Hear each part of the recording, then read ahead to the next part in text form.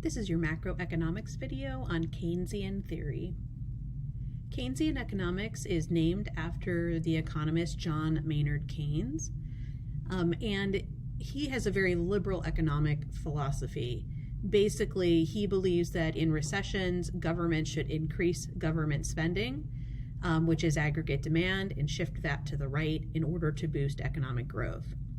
This is a very liberal economic philosophy, but our country, regardless of which political party is in power, both the Republican and Democratic parties have had very liberal economic policies since the Great Depression, and really both of them have extremely expanded Keynesian theory in the last 50 years. So Keynes is known for saying any economic problems can be solved by spending.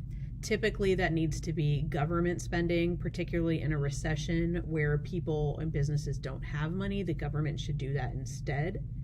Keynes is also the guy who says, hey, we have to shift in the short run. The long run doesn't matter because we always live in the short run. We should always try to do what's best in the short run without concerning ourselves with long run consequences.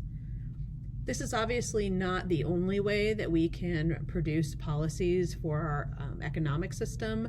Supply side economists would say, hey, not all government spending is the same. And if we are going to use government spending, it should be very carefully spent in certain areas. When we did our supply side video, we talked about education, infrastructure, and innovation. Supply-siders would also say the goal is to increase the short-run aggregate supply line, not aggregate demand. And there are specific ways to do that through tax policy or different types of government spending. That would be kind of the opposite of this Keynesian theory. But again, our economy for 100 years, and more specifically the last 50 years, has been very Keynesian.